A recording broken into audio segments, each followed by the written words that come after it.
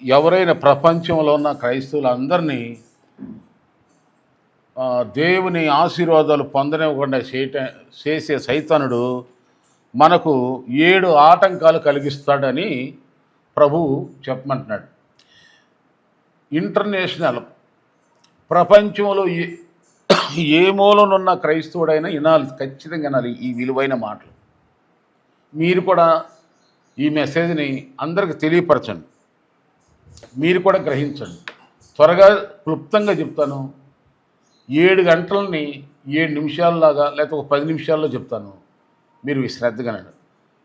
మొట్టమొదటిగా దేవుని దీవెనలు మనం పొందనివ్వకుండా చేసేది సైతానుడు. మొదటిగా ఏంటంటే దేవుని రోజు మన రోజుగా వాడుకోవటం. అంటే ప్రభు 6 రోజులు నిర్ణయించాడు మనిషికి పని చేసుకోమని. 7వ రోజు ఆదివారం అనేది మొదటి రోజు. మన ఇండియా ప్రభుత్వానికి ఎలాగో మనకు తెలియ మన అదృష్టం మన గవర్నమెంట్ యొక్క అభినందించాలి. ఎందుకంటే మన ఇండియాకి హాలిడే చెప్పండి, అన్ని దేశాల్లో ఉన్నది ఆదివారం, మన దేశంలోనే. ఎంతో అదృష్టం కదా మనకి. బైబిల్ గ్రంథంలో ఏ రోజు పేరు రాయబడలేదు. Monday, Tuesday, Wednesday, Thursday, Friday, Saturday ఈ పేర్లు రాయబడలా. ఆదివారం అని మాత్రం రాయబడింది. అయితే ఇక్కడ విచిత్రమైన మర్మం ఏంటంటే యేసు ప్రభువారు తాను వస్తానని ప్రవచనాల ద్వారా ప్రవక్తలు ప్రవచించారు, కానీ ఎలా వస్తాడు ఎట్లా పుడతాడో కొన్ని చెప్పారు, కానీ అదంతా పెద్ద హైలైట్ చేయాల. యేసు ప్రభువారు నేను ఫలానా రోజున పుట్టాను కనుక నన్ను తలుచుకోండి, మీరు జ్ఞాపం చేసుకోండి అని చెప్పలా. తర్వాత ఆయన రెండవ రాకడ మళ్ళీ ఆయన వెళ్ళిపోయేటప్పుడు చెప్పాడు, నేను మళ్ళీ తిరిగి వస్తానని. ఎప్పుడు వస్తానో కూడా చెప్పలే, కానీ ఒకటి చెప్పాడు, ఒక రోజు గురించి చెప్పాడు. అది ఏ రోజు అంటే నేను 3వ రోజున లేస్తానని చెప్పాడు. అంటే ఏ రోజు గురించి చెప్పాడు ఆయన? ఆదివారం గురించి చెప్పాడు. అంటే దేవుని దృష్టిలో ఇది ఎంతో విలువైన మాట్లాడండి. అంటే యేసు ప్రభువారు మరణాన్ని జయించిన, సైతాను తలను చితగొట్టిన, మనందరి మీద పరిపాలన చేసిన దయ్యాన్ని నరికి తలను చిత్రవద చేసి మరణపు ముళ్ళును విరిచేసి మన కోసం ఆయన శ్రమలు పొంది ప్రాణం అర్పించి తిరిగి లేచినటువంటి మహాశుభదినం ఇది. ప్రభు దినం. ఈ ప్రభు రోజున పాత నిబంధనలోనైతేనేమో విశ్రాంతి రోజు ఎప్పుడంటే శనివారం, పాత నిబంధన ప్రకారం అయితే సాటర్డే. యేసు ప్రభు వారు వచ్చినాక విశ్రాంతి దినం ఏమైంది? శనివారం ఏమైంది? ఆదివారం చేంజ్ అయింది. అందుకని ఇప్పుడు కూడా ప్రపంచంలో 7th డే అడ్వాన్స్ అదొక సంస్థ ఉంది ఒకటి, వాళ్ళు శనివారం తప్ప ఆదివారం ప్రార్థన చేయరు. అది సరే చేయనివ్వండి, ఏదో రాంది ఎలాగైతే యేసు ప్రభువులకు. కానీ యేసు ప్రభు వారు చెప్పిందైతే ఆదివారం కనుక ఆదివారం చాలా పవిత్రమైంది, క్రైస్తవుడికి చాలా విలువైంది. పాత నిబంధనలు కూడా యెహోవా తండ్రి 6 రోజులు కష్టపడండి, ఒక రోజు విశ్రాంతి. ఆ రోజులు ఎలాగుండేదంటే ఎవడైనా కానీ దేవుని మాట కాదని కానీ ఎవరైనా పని చేస్తే రాళ్లతో కూడా చంపేసేవాడు, అంత శిక్ష ఉండేది పాత నిబంధనలు. విశ్రాంతి దినాన్ని కానీ ఎవడన్నా కానీ పొరపాటున పశువులు కూడా నీళ్ళు పెట్టకూడదు, అంత కఠినంగా ఉండేది. కొత్త నిబంధనలు వచ్చినాక యేసు ప్రభు విలువ తెలుసుకుని నడవండి అంటున్నాడు, బలవంతం చేయటం. ఆమె గ్రహించండి. మీకోసం నేను ఎంత త్యాగం చేశానో, మీ గురించి లేచిన రోజున నా రిజరెక్షన్ డే, పునరుత్థాన దినం, మీ గురించి నేను పునరుత్థానుడైతే నన్ను ఆరాధించకుండా, మీ కొరకు నేను చేసిన త్యాగాన్ని, నా ప్రేమను స్మరించకుండా ఆ రోజు కూడా మీ స్వార్థానికే వాడుకుంటారా అని చాటున దేవుడు బాధపడతాడని తెలియపరుస్తున్నా. ఇది అందరికీ తెలియచేసే మాట, ఒకళ్ళ గురించి కాదు. కనుక ఆశీర్వాదాలు దేవుని దీవెన పొందటానికి ఆటంకంగా చేసే ఒక ఆటంకం ఏంటంటే దయ్యం. ఇదిగోండి, దేవుని రోజును దేవునికి ఇవ్వకుండా మనం వాడుకునేలాగా చేస్తుంది. రైట్.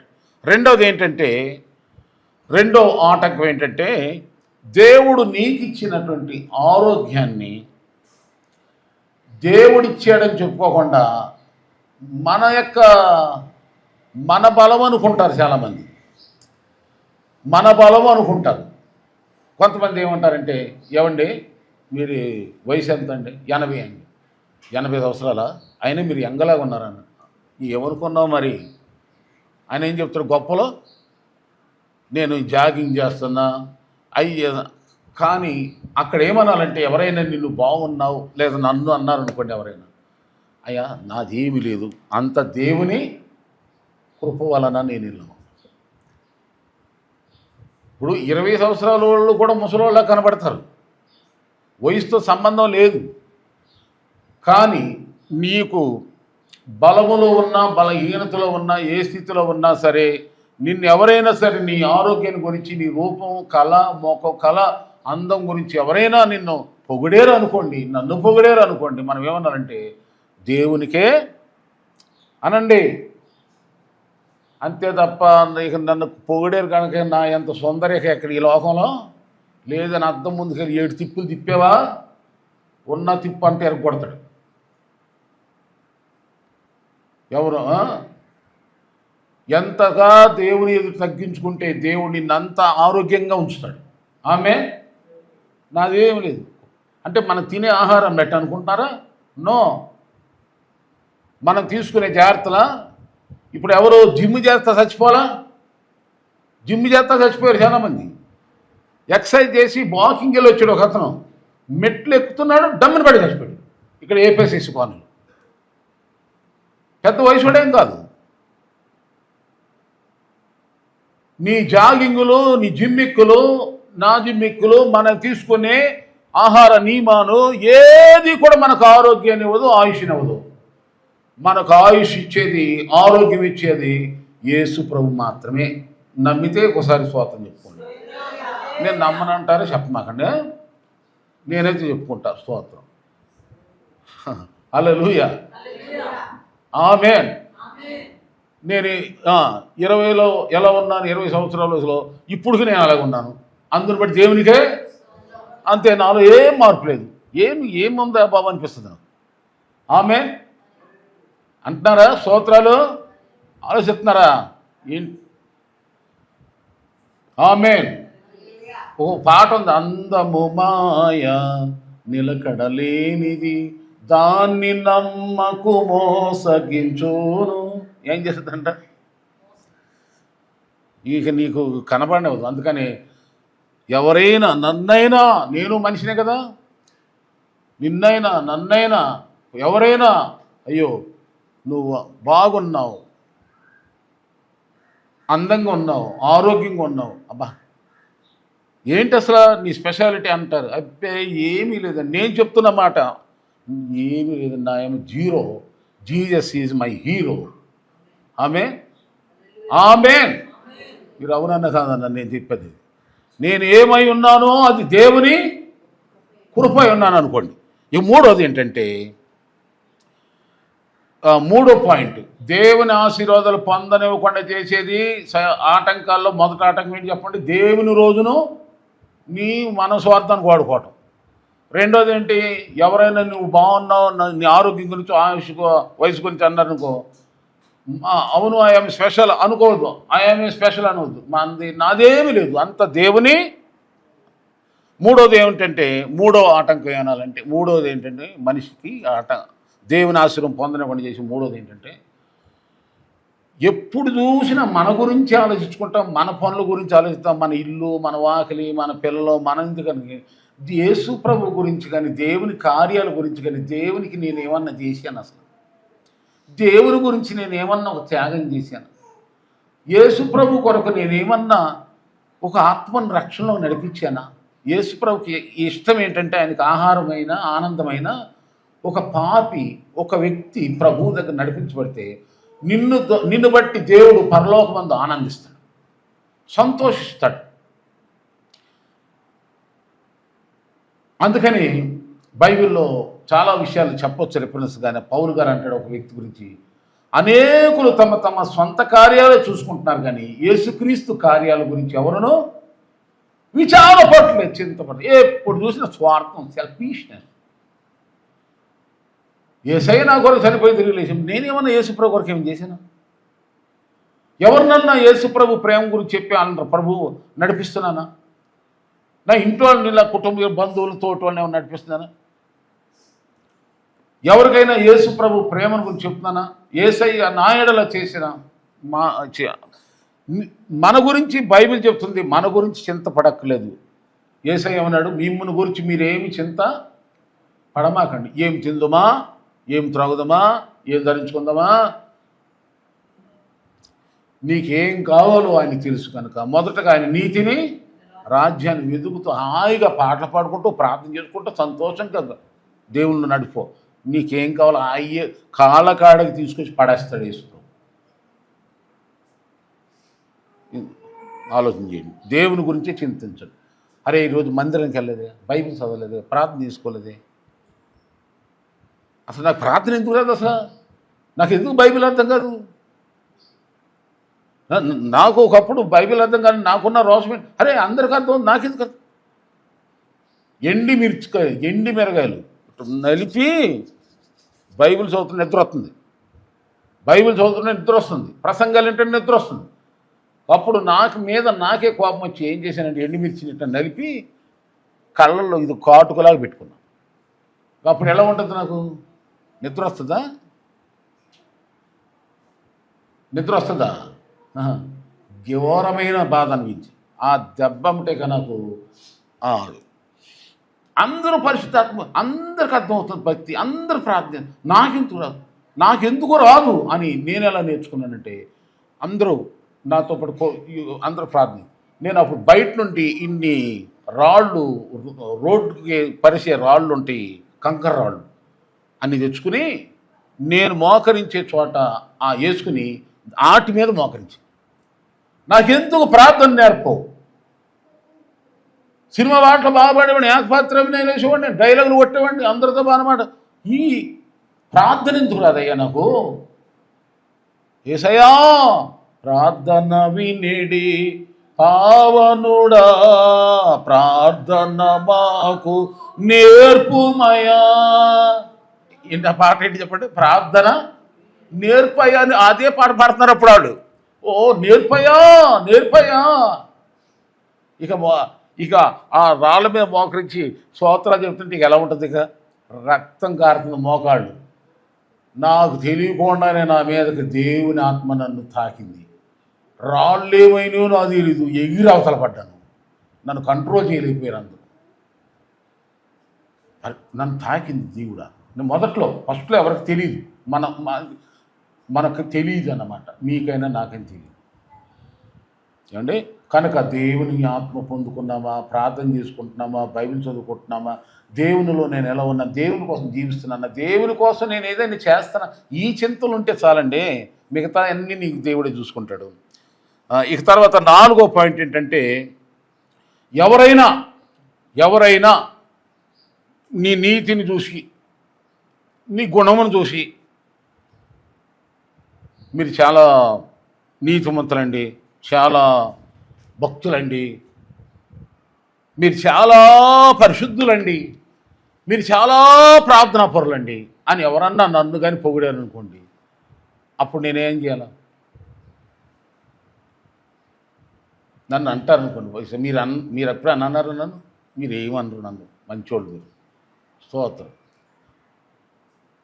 నన్ను ఎప్పుడో మెచ్చుకుంటారా? మెచ్చుకున్న వాళ్ళు ఉన్నారులే, మీరు ఎప్పుడో మెచ్చుకున్న నాకు గుర్తులేదని చాలామంది పొగుడుతారు. ఆమేన్ చెప్పరే, ఆమేన్ అని చాలామంది పొగిడే వాళ్ళు ఉన్నారు. మరి అప్పుడు నేను ఎలా రియాక్షన్ అవ్వాలి? ఏ విధంగా రియాక్ట్ అవ్వాలంటే, అప్పుడు నేనేమనాలంటే, అయ్యా నాది ఏముందయ్యా, నేను ఏపాటు నేను అంత భక్తున్నా, అంత నీతి కలిగినున్నా, అంత యథార్థపరున్నా, మీకు ఎలా కనిపిస్తున్నా? అమ్మమ్మ తప్పు అయ్యా. నా ఫోన్లో ఒక మెసేజ్ మీకు నీ గ్రూప్లో కూడా పెడతాను. ఒక ఆయన నా మెసేజ్ పెడతాడు, ఒక 2 రోజులకోసారి అని పెడతాడు. భగవత్ స్వరూపుడిని అంటాను. ఇది ఏ స్వరూపుడిని? భగవత్ స్వరూపి. నా మెసేజ్ ఉంది, ఎప్పుడు పెడతాడు. ఎన్నిసార్లు తీసేస్తున్నా పంపుతా పెడతా, ఎప్పుడు ప్రార్థన పెడతా. భగవత్ స్వరూపి ఏదో రాస్తాడు దానిలో. నేను అనుకుంటా నేనే పట్టుడిని. ఆమె అమ్మా ఎవరన్నా బాగా ప్రార్థన చేశారన్నా పొంగమాక, బాగా పాట పాడారన్నా పొంగమాక. నేను పొంగను బాబు, నా గురించి చెప్తున్నా, మీ గురించి కాదు. మీరు చాలా మంచివాడు. కొన్ని సమయాల్లో ఆయా సందర్భంలో వాక్యం బాగా చెప్పేవా అంటారు. రైట్, అది దేవుడు ఇచ్చిన మాట. అదేముందయ్యా, నేనేదో ఆయన చేతిలో బోరని ఇలా మనం ఏం చేయాలి చెప్పండి? మన నీతి లేదు, మన భక్తి లేదు, మన శక్తి లేదు, మన యోగ్యత లేదు, మనది అసలు నాదో ఏమీ లేదయ్యా, అంతా ఆయన కృపే అంటారమ్మా అనండి. లేదా ఏమనుకున్నారు నేనంటే అసలు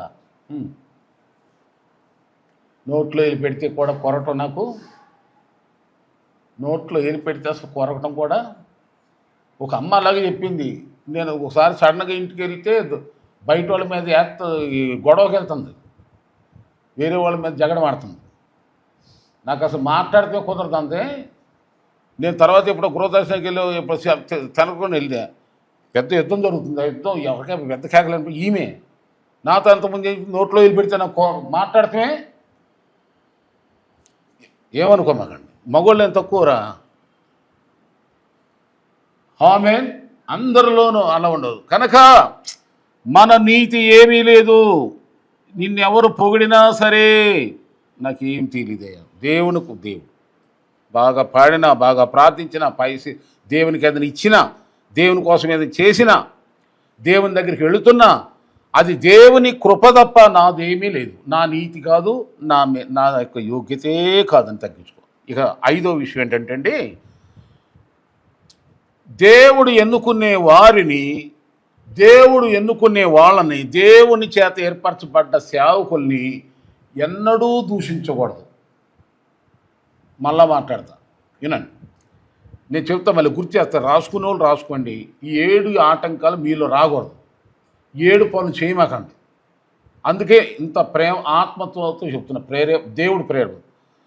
దైవజనులు ఏం చేయకూడదు చెప్పండి అందరూ అనండి. మనసులో కూడా తిట్టుకోకూడదు. దేవుడు ఎన్నుకునే వాళ్ళని, అంటే సైతానుడే మన మీద మనకు ఆ మనసు కలిగి తిట్టిస్తుంది. ఏదోటి ఎందుకంటే సైతానుడు ఎవరినైనా ఏమీ చేయలేడు, ఎవరిని ఏం చేయలేడు. కానీ ఏం చేయలేడు కనుక వాళ్ళంతటా వాళ్ళే శిక్ష తెప్పించుకునేలాగా చేస్తాడు. వాడు ఏం చేయలేడు కానీ శిక్ష వచ్చేలాగా. ఉదాహరణకి ఆ పండు తీసుకొచ్చి సాతానుడు అవ్వమ్మకి ఇవ్వచ్చుగా తినని. ఏదేం తోటలో అక్కడే కదా స్టార్ట్ అయింది.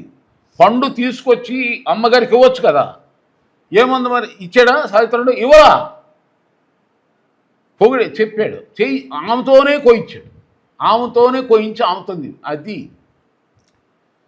కనుక మనల్ని కూడా కొన్ని మాటల రూపంలోగా, మాటలు, క్రూరత్వం, ద్వేషం, బూతులు, అసూయ, పగ, ఈ రకరకాల విధాలైన మనసులు పుట్టించి దేవుని ఎన్నుకున్న దైవజనుల్ని, వాళ్ళని మనము ఎట్టి పరిస్థితులు కూడా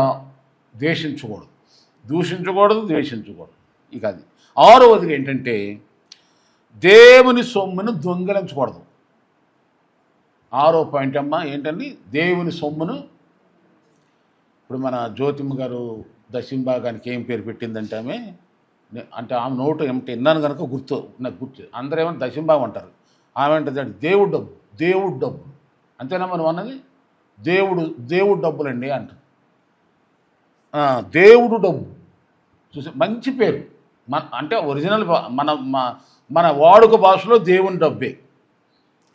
దేవుని డబ్బునంట మనం ఏం చేయకూడదండి, దొంగతనం చేయకూడదు. అంటే దొంగతనం అంటే నువ్వు మింగేయటం, వాడుకోకూడదు. కష్టాలైన అవసరాలు ఉన్నాయి కానీ అది దేవుడిదే, మనకు అక్కర్లేదు. నేను చాలాసార్లు చెప్పా, దేవుని సొమ్ముని ఆశించామనుకో ఇంకా మనకు ఎక్కువ కష్టాలు ఎక్కువ అయిపోతుంది. వద్దు, ఆ కష్టాల్లోని దిగమింగి దేవునికి ఇచ్చేసామనుకో, దేవుడు ఆ కష్టాలని ఆశీర్వాదకరంగా మారుస్తాడు. గుర్తుపెట్టుకోండి.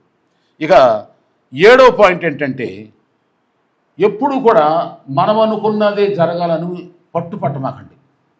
దేవుడు తగిన కాలం అందు మిమ్మల్ని హెచ్చించినట్లు ఆయన బలిష్టమైన చేతి కింద ఎలా ఉండాలి? దీన మనసుకులా ఉండాలి. నీళ్లు ద్రాక్షారసంగా మార్చాయా? నీళ్లు పెళ్ళిళ్ళు పెద్ద అవమానం కలుగుతుంది. మరియమ్మ తల్లే చెప్పింది యేసుప్రభుకి, ద్రాక్షారసం అయిపోయి చూడయ్యా అంటే యేసుప్రభు ఏమన్నాడు? నా సమయం ఇంకా, అక్కడే ఉన్నాడు ఆయన, నా సమయం ఇంకా రాలేదన్నాడు. అని ఏం చేశాడు? తన విధానంలో చేశాడు. అమ్మ చెప్పిందని ఇలా సొంత తల్లి చెప్తే నేను ఆయన మనం చెప్తే అంటాడా? అయితే ఆయన కార్యం జరగాలంటే మనం ఏం చేయాలి? ఆయన చిత్తానికి మనం ఇదేత అంతే. ఈ 7 అలా కాకుండా దేవునికి షరతులు పెడతారు కొంతమంది. ఈ పని అయితే బాప్తిసం ఇంత, ఇదైతే ఇత్త, అదైతే ఏమిటమ్మా? పొరపాటును కూడా పెట్టమాకండి దేవునికి షరతు. దేవుని చిత్తమే జరుగునుగాక పాట ఏమని పాడతా? జరిగేది నీ చిత్తమే. అది ప్రభా నీ చిత్తమే, అంతే, నా చిత్తం కాదు. అడుగుతున్నాను అయ్యా, ఇల్లు కట్టుకోవాలి, ₹1,00,00,000 అవుతాయి అంట, ₹1,00,00,000 కావాలి ప్రభువా, నీ చిత్తమైతే అంతే. నాకు ఈ సంవత్సరంలో ₹1,00,00,000 ఇస్తేనే యేసు ప్రభులో ఉంటా, లేకపోతేనా యేసయ్యా నీకు నాకు పచ్చే అనొచ్చా? ప్రార్థన అనొచ్చా? ప్రభా నేను ఇదిగో ఇది అడుగుతున్నా, ఇప్పుడు ఇస్తే నువ్వు అనుకున్నప్పుడు ఇవ్వాలనుకో. ప్రభా నాకు ఇది కావాలయ్యా, మరి నీ చిత్తం నాయన పెట్టు, ఆయన ఎదురుగుండా పెట్టు, కానీ నీ చిత్తం అయ్యా. ఆమెన్. నిన్నేమో మా జాన్ పెట్టిన ఏదో ఫిల్టర్, వాటర్ ఫిల్టర్ అంట, ఇప్పుడు అవ్వదు, 4 రోజుల వరకు 5 రోజుల వరకు అవ్వదు అన్నాడంట ఫిల్టర్. సర్లే అని చెప్పి ఈయన ఏం చేసి డబ్బులు కట్టించాడు. అతను ఏం చేశాడు? సాయంత్రంకి తీసుకొచ్చి ఇచ్చేసాడు. ఆమెన్. దేవుని చిత్తం అయితే ఇవ్వనన్నవాడు కూడా తీసుకొచ్చి ఇస్తాడు. ఆమెన్.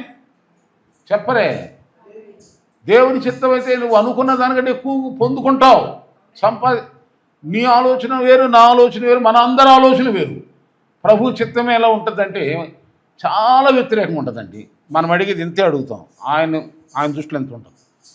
అందుకని ధైర్యంగా ఉండండి. దేవుని స్తోత్రం. ఈ 5 గుర్తుపెట్టుకోండి. మళ్ళీ గుర్తు చేస్తారా? మీరు రాసుకోండి, లేదా మెస్సేయస్వరం యూట్యూబ్ ఛానల్లో పెడతాం. ఇది చక్కగా వినండి. దేవుని రోజున, దేవునికి ఇచ్చే రోజు నీవు వాడుకోమాక, దేవుని ఆశీర్వాదాలు పొందటానికి అది ఆటంకం. తర్వాత దేవుడు నీకు ఇచ్చిన హెల్త్, వెల్త్, ఆరోగ్యం, అందం, కళ ఏదైనా సరే అది దేవుడిచ్చింది అని భావించు, కానీ మన స్పెషల్ మనదేమీ లేదని భావించం. 4వదిగా ఏంటంటే దేవుని నీతి మీద ఆధారపడండి, కానీ మన నీతి ఏముంది, మన గొప్పతనం ఏముంది? డంబంగా పోవద్దు. ఎవరన్నా పొగిడితే ఏమి మనకు రాదు, పోయినందున ఉన్నదేమి అది బాగుతుంది.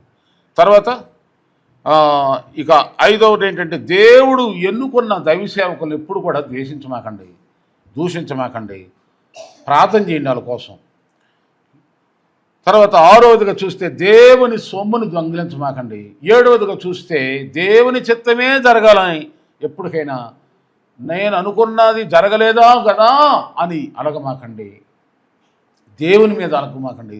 దేవునికి ఎదురు చెప్పి ఎవరు బాగుపడతారు? దేవునికి ఎదురు చెప్పి మనం ఏం పట్టడం? సూర్యుడి మీద ఉమ్మేయటానికే మనకు శక్తి లేదే. అలాంటి సూర్యులు కొన్ని కోట్ల సూర్యకాంతి కలిగిన దేవుడి మీద మనం ఏం పట్టవాళ్ళే ఎంతటోళం అండి. అందుకనే అయ్యా పురుగు లాంటి వాడినయ్యా, ఎన్నిక లేని వాడినయ్యా బాబు ప్రభా అయ్యా అని దేవుని దగ్గర కన్నీళ్ళకి ప్రార్థన చేయటమే మన వంతు తప్ప, యశ్వ్రభా నేను అనుకున్న పని చేయలేను ఏంటి అసలు అంటారు. సరిపోతామో మనం దేనికన్నా? ఈ లోకంలో ఉన్న అధికారులే అనలే మనం. అలాంటి సృష్టికర్త మహాప్రభు ఆయన అనగలం. కన్నీరు కార్చి ఏడ్చి మొక్కుకోవటమే తప్ప మన వల్ల అయ్యేది, బతినాడుకోవడం తప్ప అయ్యేది. అందుకని ఈ 7 విషయాలలో మెలకువగా ఉండండి. దేవుడు మీ అందరిని ఆశీర్వదించునుగాక. ఆమేన్.